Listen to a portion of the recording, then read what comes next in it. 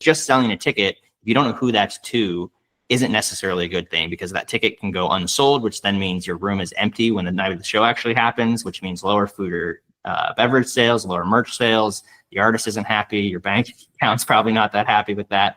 You might get chargebacks. Like, there's lots of different issues that come from this secondary market, but it's just there are some, the challenge to regulating it that we're seeing as regulators try to do this is that there's some complexity to it, because there are genuine fans that buy tickets and then can't go for some reason, and they want to be able to resell those, and we want that to be able to happen. So this is a complex topic that keeps coming up, and I really wanted to dive into it, and Dusty is at CashorTrade is kind of the perfect person to talk about it. So I'll hand it over to you, Dusty. Thank you for having me, Craig. It's an honor. And I love talking about CashorTrade and the face value ticket movement that we created back in 2009. It has been a journey where we have discovered there's been a lot of pain points in the live event industry, and ticketing is at the forefront. And we believe that if you can make a positive impact on a customer from the first touch point to the last, we can all come to the consensus that the important in this business is customer lifetime value. Now, my brother and I have been on tour with the band Fish for over 30 years, over 400 and some odd shows. There's a lot of loyalty that has been garnered here. So we've come into the space where we're talking to artists, we're talking to venue owners and event holders and primary ticketing companies, and they've all realized that the resale market is destroying live events, in that when a ticket gets sold, they end up in two places. One, in the fans' hands, which we would love, but a lot of the times they end up in scalpers who use bots and programs like that and then anonymously relist them in the resale market. Now, the resale market is opaque and deceitful, and a lot of the tickets land there and eventually don't even get sold. So you have a portion of tickets that don't sell and the seats are empty, or the consumer didn't plan for that dance recital that just popped up and they can't make it. So the no-show rate is a big piece, which, like you mentioned. So now the venue is left with their empty seats, losses of the concessions. A lot of these fans charge back their credit cards, and venues are stuck in this situation where you want to turn no show into let's go. Yeah, so I love that little phrase. Touch on that a little bit more. Like, if I'm an event organizer and I'm putting on a festival or putting on shows every night of the week, and I'm booking really great acts and they just sell out every time, I mean, I'm probably aware of some of these issues, but can you just really nail down on like why that's a problem?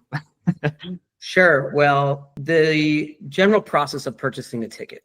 Now, you go onto the website and you usually purchase within a couple weeks out or a couple months out before the show, and there's always things that are going to come up, and you're going to end up with a ticket if you can't make it.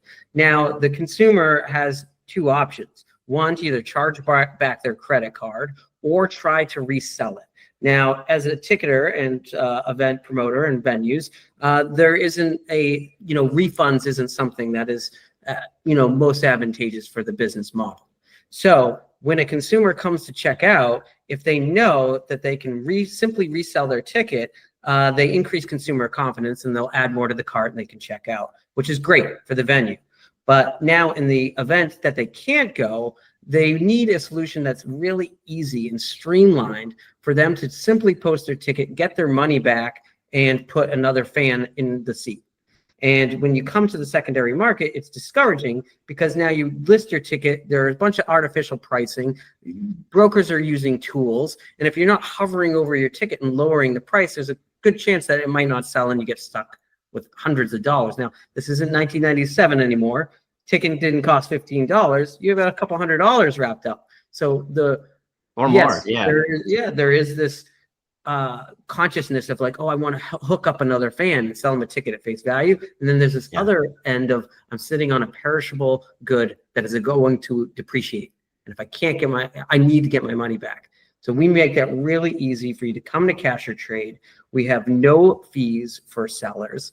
It's free to a buyer if you become a subscriber. We're the only model that has a gold membership subscription for $4 a month.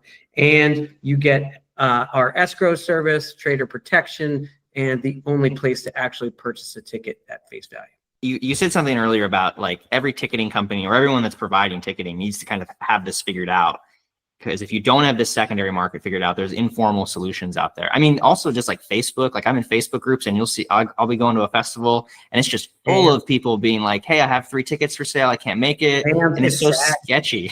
It is really sad. And, you know, that's what I say is that, you know, when fans are disgruntled and they don't want to pay the high fees of the resale market, they end up scrambling to their social networks. That's inefficient and insecure for this type of transaction. And a lot of them are getting scammed in the DMs. Hey, I have an extra ticket. They're a little reluctant to spend their money, Western Union or Venmo them. And a lot of times they get ghosted, and you know, it's a really sad situation. So we love to provide a safe place for them to come and transact. So now we're partnering with event holders, and we're partnering with artist management who say, I want to sell these tickets. I might even have an allotment and I want to do a pre-sale, but I don't want them in the hands of brokers in the secondary market. So can I put these in the hands of true fans? So they come to us to help usher that process. At the same time, I feel that we're in a situation where not owning your resale market is no longer an option.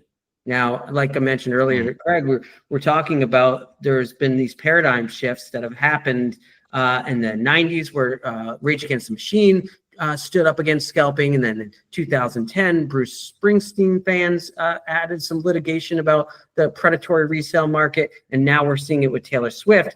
And now primary ticketing companies are saying, you know what, owning the resale solution is now not an option of, you know, should I or shouldn't I? It's something that's mandatory for event holders to have. And now by partnering with CashorTrade, it becomes theirs. We provide full transparency. We pass the data, consumer data, over to the venue. You can start to see how the trending demand is for your shows on the resale market. We also do a small revenue share.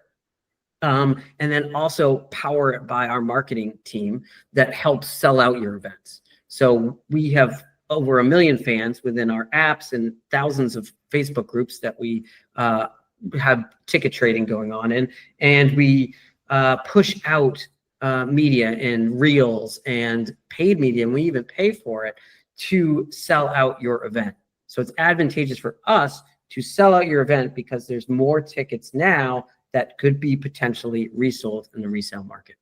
If you're on that fringe of like you're selling pretty well but not selling out, like having another marketing channel that's working for you where your incentives are aligned is great. And I mean, because that's, you know, that's what the venues have told me is why they don't, some of them don't have a complicated relationship with scalpers and like the secondary market, because it does take a little bit of risk off their plate. If they book this big act and it just all sells out within the first couple of days, then they don't really have a lot of risk. Obviously, there's the secondary problems of people doing chargebacks. If they get a fake ticket, people showing up with fake tickets, like you bring up a great point. Yeah, and I will touch on that. Box office friction is something that venues incur. If their fans are buying fake tickets or they end up in fights with your customer service team, it makes a scene at the door. And if we can, redirect that and create a positive fan experience, now you have your number one fans in the crowd. So it's not just having somebody sitting in the seat. Yeah, Your live events are what fuels the music industry. We're not selling CDs anymore. You're not getting residuals off of radio play. So that live event experience is really important. So that fan who is your number one fan is the best promotion tool you can have. They start streaming it live to their friends. It's going out to the socials. They're sharing in that social experience, and it's empowering others to start to feel that energy and say, I want to go to that show. Next time they come to my town, that sounded awesome. I want in. So there's a lot that plays into the consumer experience. And that's where CashorTrade comes in, because not only did we build this face value ticket movement, but we actually built it with the input of the fans. They were part of this process. It wasn't a boardroom with UX decisions and cap tables and future exits. It was about, hey, folks, how can we come together and build a system that works for us? And that's, I think, really been the, the backbone that's made it authentic. Yeah, I think that's really interesting and valuable. Yeah, and I think just like you're just building something on such a, you mentioned those different litigations that have happened around the ticketing and the resale stuff, and how it's like come up multiple times, and like there's been laws that have either been passed or tried to pass, and there's always this complexity that comes up when the law's being discussed of, well, we want to regulate this, but what about the actual fans that want to resell these tickets? We touched on there a little bit, but I think just to really drive that home of like why this is valuable, of like, what Brando and I, we connected with NEVA, the National Independent Venue Association, and we are the only resale platform that's actually been ushered into the steering committee to help work on legislation. And they have introduced 2 bills, the Fans First Act and the Ticket Act, which actually passed in the Senate to start to add some regulation around speculative ticketing and creating domain names and coming up #1 in Google, that deceptive markups on tickets. So there is the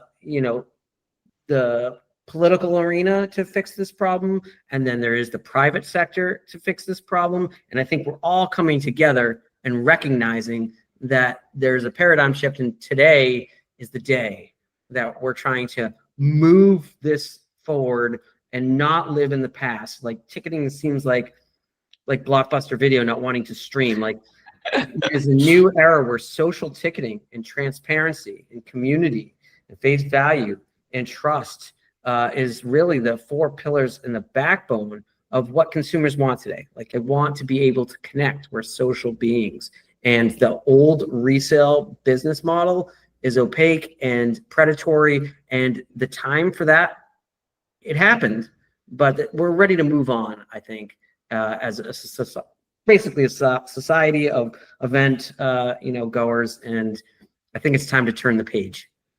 So yeah, that's my pitch of saying, come join the face value movement. If you know anyone who's a developer or a marketer or a fan who wants to like plug in and drive this thing forward and make this shift in the market, give us a call. Awesome. Yeah. Just to, this is the last couple seconds here where we can let people know where they can find out more about CashorTrade. If they, if some of that, they were like, wow, yeah, I do have this problem and I do, or they're a fan and they're like, I want to check this out. Sure. Where can people find you? Well, go to CashorTrade.org. We got the name from people walking in the parking lot with the finger in there. That's CashorTrade for your extra. That's what they would say when they were looking for a ticket. So CashorTrade.org. We're building this this movement and integrating with primary ticketing companies and partnering with artists and event holders and venues. So it's an exciting time. Certainly come and check it out, and let's connect. Awesome. Thank you, Dusty, and thanks for joining us.